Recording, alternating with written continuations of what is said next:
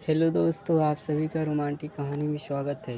पूरे हाल में इस वक्त पिन ड्रम साइलेंट था। कुछ देर पहले जहां रोशनदार और रौनक थी, वहीं अब सब कुछ जैसे साफ सुन गया था। स्टेज पर बैठी दुल्हन जी बातें कर रही थी। किसी ने सपने में भी नहीं सोचा था कि कोई लड़की इतनी बोल्ड होकर सबके सामने ऐसा कुछ बोल सकती है। पास खड़ी नसरीन बेगम ने तुरंत उसका इंसा कंधा दबाया ताकि वह चुप हो जाए। मौली साहब भी अपना चश्मा ठीक करते हुए हैरानी से उस लड़की को देख रहे थे। वह तो यहाँ निकाह की रस्में पूरी करने के लिए आई थी, लेकिन वह लड़की चीख चीख कर रही थी कि उसे इस नाम से शादी ही नहीं की करनी है। जब उसने सबके सामने नाम शब्द का इस्तेमाल किया तो पूरी हाल में जैसे सन्नाटा छा गया। सामने सोफे पर बैठा जरीक तो जैसे पत्थर का हो गया था। उसे समझ नहीं आ रहा था कि क्या करे। हुए तो इस लड़की पर अपनी जान छिड़कता था। आज अपनी शादी पर जरिए जितना खुश था, शायद ही कोई होगा। जिसने जब घबराहट नज़रें उठाई तो देखा कि हाल में मौजूद हर शख्स उसी को घूर रहे थे। नसरीन बेगम ने उसी जोर के झुंझुटा और गुस्से में कहा, यह क्या कड़वा कर रहे हो?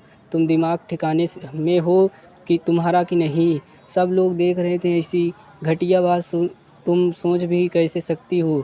तुम्हें कुछ शर्म बची है या नहीं? जरीकी की मर्दानी पर तुम सवाल कैसे उठा सकते हो? जरिए हैरान होकर अपने पास बैठी उस लड़की को देख रही थी। तभी अचानक खड़ी हो गई। उसने निकाह के पेपर्स फाड़ कर फेंक दिए और टेबल पर रखी मिठाई की टोकरियों जो जरिए के घर वाले बड़े अरमानों से लाए थे, उठाकर पटक दी। सारी मिठाइयाँ फर्श पर बिखर गई।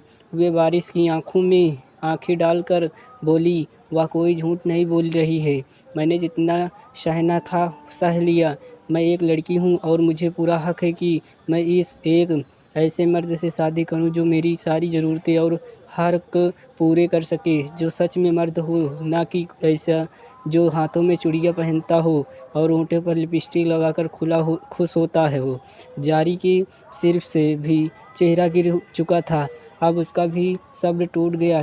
उसने बाबू से पकड़कर रबिया को अपनी तरफ खींचा और कहा, यह क्या बकवास कर रही हो? तुम खुश हो, मैं तो हूँ, क्योंकि मेरी इज्जत का कचड़ा रही हो। चाहती हो क्या तुम सबके सामने मुझे बदनाम कर रही हो? वह भी ठीक शादी के वक्त। लेकिन रबिया ने अपना हाथ झटक दिया और बोली, मेरे सामने वह एक्टिंग बंद करो। मैं जो कह रही हूँ वही सच है। तुम तो शुरू से ही मुझे अजीब लगते थे, लेकिन उस रात जिस हाल में मैंने तुम्हें देखा, मुझे यकीन हो गया कि तुम मर्द हो ही नहीं। मुझे तुमसे शादी ही नहीं करनी है। ना तो तुम्हारी बॉडी अच्छी है, ना ही बाकी लड़कियों की तरह चेहरे पर दाढ़ी मूछ है। इसका साफ मतलब यही है कि तुम कुछ और हो। प्लीज़, मैं तुम जैसे के साथ शादी करके अपनी लाइफ ख़राब नहीं करनी चाहती हूँ। जारी का हाथ उठ गया।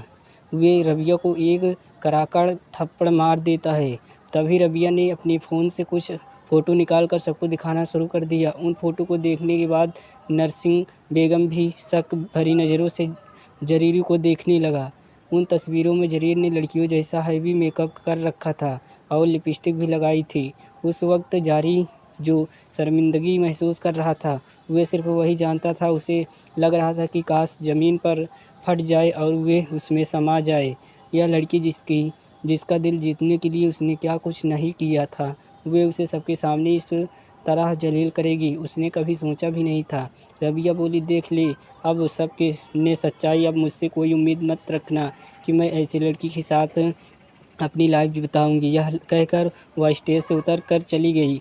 जरीमा अपनी मुट्ठियाँ बीच कर रहा गया।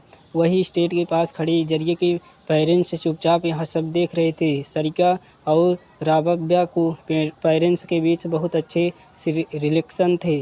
रफ़ीक साहब और सादिक साहब न सिर्फ बिजनेस पार्टनर थे, बल्कि अपनी दोस्ती को रिश्तेदारों में बदलना चाहते थे। नस्मीन बेगम का चेहरा गुस्से से लाल हो चुका था और मामला पूरी तरह बिगड़ चुका था। सादिक साहब और सलीमा बेगम ज़बरदस्ती गुस्से में थे और वहीं सबके सामने खरी खोटी सुनाने लगे। सलीमा बेगम नसरीन बेगम को तोड़ ताने देते हुए बोले, मेरी जवान बेटे के लिए घटिया शब्द इस्तेमाल करने की हिम्मत कैसे हुई इसकी?